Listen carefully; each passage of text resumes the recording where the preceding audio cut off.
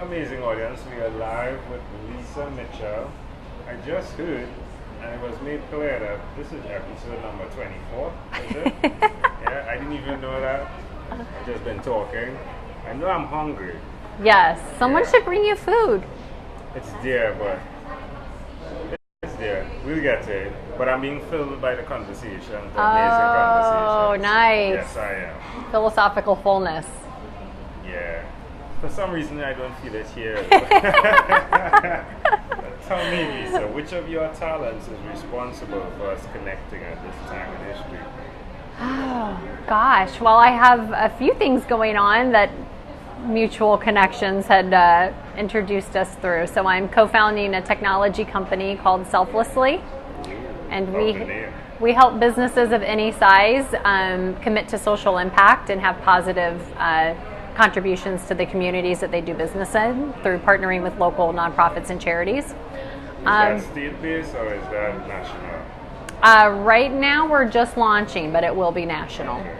Yeah. So we're launching in Indianapolis. Correct. Yeah, in our backyard. From here? I'm from Ohio originally, but I've been here longer than I was a Buckeye, so I'm officially an Indiana resident. That? Yeah, well, it's just the Ohio State University, their mascot is the Buckeyes, and so anyone born and raised in Ohio by default is usually a Buckeye. Yeah. All right, cool. Yeah. So you are a Buckeye. Yes. There we go. Yes. All right. Yeah. So you're starting this startup. It's called Selflessly. Yes. How are you spelling that? It's selfless.ly Okay. is the URL. Something like Yeah. that. Yeah, tech. Well, you can also find us at selflessly.io or selflessly.app. We're all over the place. We locked it all down. Wonderful. That's important. Yeah. So where did the inspiration come to do what you're doing in the tech space? Yeah, well, so I am kind of a nonprofit junkie. I always want to jump headfirst into causes that are doing great work, and I only have so many hours. And so I was connected with an amazing co-founder named Josh Driver, and he is a nonprofit founder as well and has a nonprofit technology background.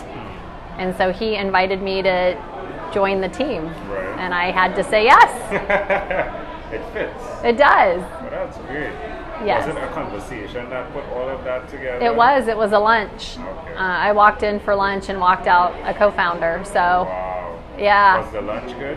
it was delicious. Okay. Yeah, Adds to my hunger. right. Yeah. Why would you suggest to someone that's listening that they do what you've done by combining your love and your passion with business? Yeah. Well, my overarching mission in all of my pursuits is to help people show up as their most confident, clued in, well-equipped self in any room. And there's lots of ways that people can do that, but for me, my filter of before I say yes to something is that a possible end result? So if it passes that test, the answer is usually yes. And I think it's just really when you work from a place of passion, you just don't get tired. You know, you get physically tired, you get mentally exhausted, but you don't get tired of the work. And when you're doing a startup of any type, or running your own business, or building your own venture, that energy, like, it doesn't come from, I mean, nutrition and exercise are great and important to stay in balance, but it doesn't get it done. You got to be powered by that inside thing of, like, I just have to do this. I love that. Tell me one other thing you've done consistently over the last 3 years. Well, so I'm a body language professional. That explains a lot.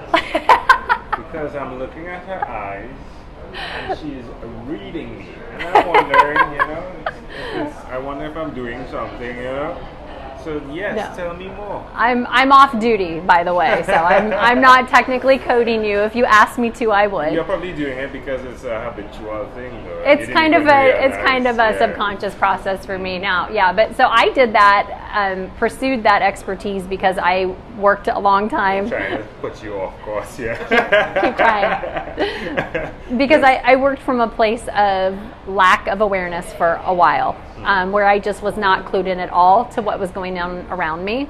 And there were some painful lessons and outcomes because I was missing the things that people weren't saying.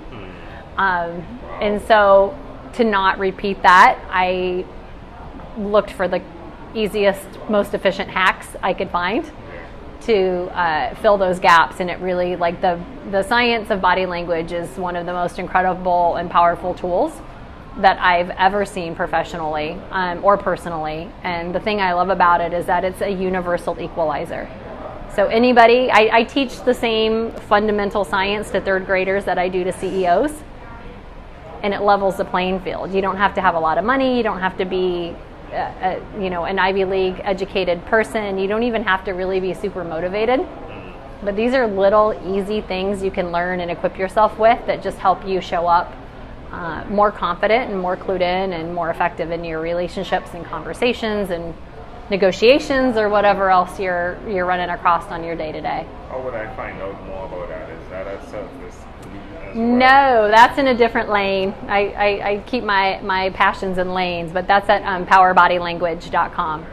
Powered Body Language. Yep, powerbodylanguage.com. That's my communications consulting business. And if someone wants to find out how they could do body language specialist thing, where would you point them to? Come through you and you will connect them to Absolutely. that? Right. Yeah, I do coaching, I do corporate training, I do executive coaching. So wonderful. Yeah. How does it make you feel when you're doing that? I love it. Yeah. It's not work. It takes a lot of energy because I'm naturally an introvert.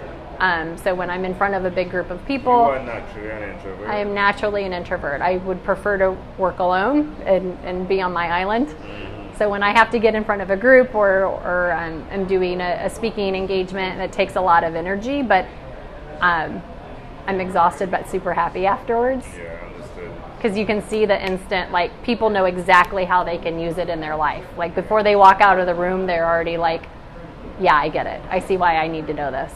Love it. Yeah. All right. All right, Lisa, good stuff. So we have selflessly. Yes. And if we wanted to know more about the body language aspect, we have powerbodylanguage.com. Wonderful. Yes. Let's switch gears for a moment. Yes. Let me invite you into my time machine that is surrounded with beautiful, warm blue Caribbean water. Yes, please. Lisa, what is your earliest childhood memory? My earliest childhood memory was I was sitting on a linoleum kitchen floor. It was yellow and white, and I was playing with a kitten that would then be my cat for 14 years. Wow. Yeah, and I would have been 3. Why do you think that memory is so clear? Probably the most exciting thing that had happened in my life up to that point. Yeah. Yeah. Can you connect that memory to who you are today? I actually just heard Jeopardy music right there. I was gonna say not directly. Indirectly. But animals still bring me joy because they come as they are. Yeah. That's fascinating. Can I offer an interpretation to the thought picture you created in my mind? Yes. Yeah? Sure. I love the fact that you working with someone else in your way, your specific way, your introverted way, Yes. brings about a possibility that surpasses time.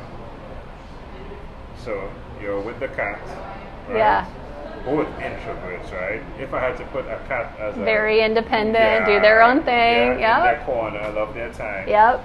But more so, that was a relationship that was built for 14 years after. And Right. here you are with startups now, right? And you're building these relationships. And I mean, who knows, right? How Right. long it will go for. But let's hope it's 14 years. Yeah. My little connection. Just a small. Yeah. Yeah? I'll go with that. All right. I'll ride along with that. All right. If we fast forward to when you were 12, what was your favorite song? When I was 12, that probably would have been something by Pearl Jam. Okay. At that point, All right, maybe. what song? Probably Jeremy. All right. Who's Jeremy though? I don't know, Okay. but the video was visually shocking for the time. So yeah. What was the video like? Basically, it was a boy that had been bullied that turns into a school shooter. Oh, really? Long before its time, given Wow. current situations. Yeah, Let's leave that alone. that Seattle grunge. They knew what they were talking about. Teenage Amazing, disenchantment. right? Yeah. I wonder if something caused the other. I wonder No, it works. Put it into the consciousness at least. You see? Yeah. All right, my friend, we've arrived at our destination. But before we get off of this time machine, there is a small declaration form. It's like customs, right? Have you chosen someone to pass on your skills to? Yes. Are you married? No. Do you have children? I do. How many? I have one daughter. All right. And she is getting trained every day, whether she knows it or likes it or not. No, she actually she comes to so much of my stuff that she can pretty much train my material. And her favorite word right now, are you ready for this? Typically. Oxytocin. Oh my gosh. Right? Because when you have skin-on-skin contact with someone, if I may touch you for a moment, you instantly create oxytocin. Did I say my release form? I'm joking, yeah. You create oxytocin, which is a chemical in your body that makes you feel more connected to people. So she recently learned the knowledge and the power around that word, and so now she's all about long hugs and cuddles with the dog, and she says, I'm creating oxytocin. Oh, that's good. That's a big word. It is. So Yeah. that's 4 syllables. So, do you believe in God? You said Yes. Yes. Do you have an inner circle of friends? Yes. Do you watch TV for more than 3 hours a day? No. How about 3 hours a week? Probably. What about screen time? The phone and or the computer? Is it more than 8 or less than 8 hours a day? Oh, more than 8 most days. Yeah. If you had to share with us, Lisa, your own unique real statement, a statement that represents who you are, what would you say that is? I feel like I should have had a prep course for this. My own unique. That's a great statement. Like, Yeah. I mean, if you just went with it, right? I feel like I should have a prep course for this. I mean, Yeah. life, experiences. Right, a lot. Yeah. So I would say, I tried to challenge myself to be brave enough to show up for real Yeah, I love that. in the rooms I walk into. And sometimes I succeed and sometimes I fail. And such as, well, fail is a strong word now. We're not too sure about what it means because failures are usually what success is built on. So is it True. really a failure? True. So I'm just wondering, that's just my input, yeah? Valid. I I receive it. I Yeah. love it. I love it. I love it. All right, my friend. Before we leave, is there anything else you'd like to share with our amazing audience? I don't know. I'm thankful for the conversation. Yeah, it was definitely fun. It's been great to be in your space. Let's So get some oxytocin going. Boom. absolutely. Thank you for being on What is Inspired by 12 Minute Convos with Angel.